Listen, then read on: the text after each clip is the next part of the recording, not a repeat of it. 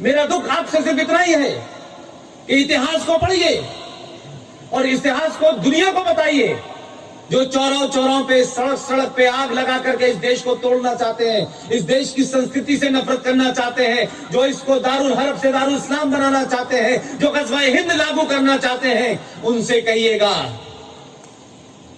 महाराष्ट्र की धरती ने कई करोड़ पैदा किए हैं शिवाजी, अभी तुम्हारी इतनी औकात नहीं है कि तुम हिंदुस्तान को तोड़ सको।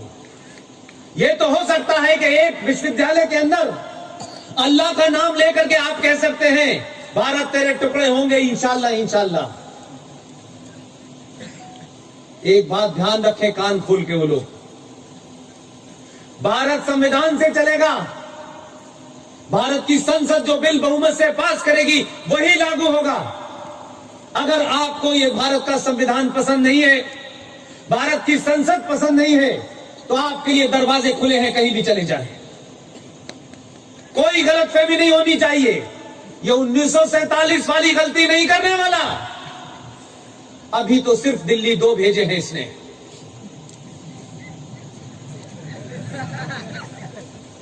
बहुत मजबूर मत करो। जितना परेशान करोगे ध्यान रखना, ऊपर वाला भी हमारी सुन रहा है कि ऊपर वाले को पता है हक के साथ कौन खड़ा है और बातिल के साथ कौन खड़ा है। ऊपर वाले को भी अंदाजा है कि 1000 साल तक आपने गुलामी बर्दाश्त कर ली, तब भी आपने हथियार नहीं उठाया। आजाद भारत के अंदर देश का पहला मुसलमान गृह मंत्री बनता है। मात्र 45 दिन के अंदर देश का पहला गृह मंत्री जो मुसलमान था, कश्मीर से आया था, 2 दिसंबर 1989 को शपथ लेता है गृह मंत्री की, और 19 जनवरी 1990 जो 5-6 दिन बाद आने वाली है। जरा दिन गिनिए, 2 दिसंबर 1989 और 19 जनवरी 1990 मात्र 45 या 50 दिन होते हैं। वो जिहादी, वो इस्लामिक आतंकवादी, भारत का पहला गृह मंत्री, मक्कार, उस आदमी ने उसकी देखरेख के अंदर उसके राज्य से 5.5 लाख कश्मीरी हिंदू पंडितों को उनके धर्म, उनके फेथ, उनके बिलीफ के नाम पर पूरे जम्मू कश्मीर से मार के, काट के, रेप करके भगा दिया। 2500 लोगों को मारा गया। यह घटना औरंगजेब के जमाने की नहीं है, यह घटना 1990 की है।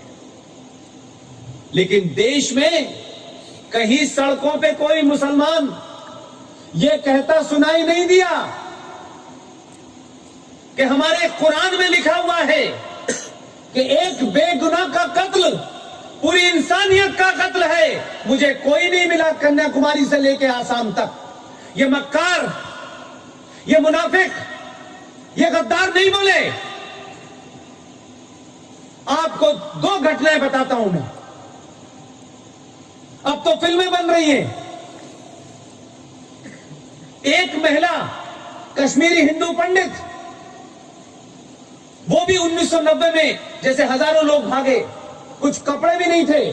सोचिए कि जो लोग 5 या 7 डिग्री टेम्परेचर में रहते थे, उनको दिल्ली में 50-50 डिग्री टेम्परेचर में क्या क्या बीमारी हुई पिछले 30 साल से, कोई पूछने नहीं आया।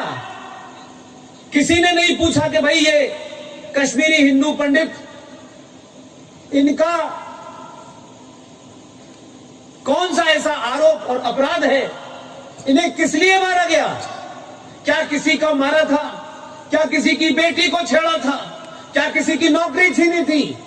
उनका एक ही अपराध था, वो सनातन के मानने वाले थे, वो शिक्षा में नंबर 1 थे, वो दुनिया भर में अपना जो उनका ज्ञान था उसका प्रचार कर रहे थे। उनको उनकी पहचान के नाम पर मारा गया। वो आ गए कश्मीर में जो 2500 लोगों की हत्याएं हुई हैं। मैं इसलिए बताना चाहता हूं, 30 साल में जो बात मैंने शुरू में आपसे कही कि जिनकी प्रवृत्ति 1947 में नहीं बदली, वो 2019 में सिटीजन अमेंडमेंट बिल के ऊपर चर्चा में अपनी पोल खुलवा रहे थे। जो घटना 1990 में हुई है, आप उनसे उम्मीद कर रहे हैं कि उन्हें कश्मीरियत चाहिए, इंसानियत चाहिए। आप चाहते हैं कि वो आपकी बात मानेंगे, आप चाहते हैं वो भारत की बात मानेंगे। एक घटना से इतनी बड़ी घटना हुई, मैं उनको भी दरकिनार करता हूं। एक कश्मीरी हिंदू पंडित महिला, वो कैसे भाग करके वहां से आई। कुछ दिनों बाद उसके जो कलीग थे, साथी एम्प्लॉय थे, जो उसके साथ काम करते थे, उन्होंने फोन किया और कहा कि अब सब ठीक हो गया है प्रदीप भाई, कहा सब ठीक हो गया है, तुम आ जाओ, तुम अपने पिछले इतने समय की जो तनख्वाह है वो भी ले लो।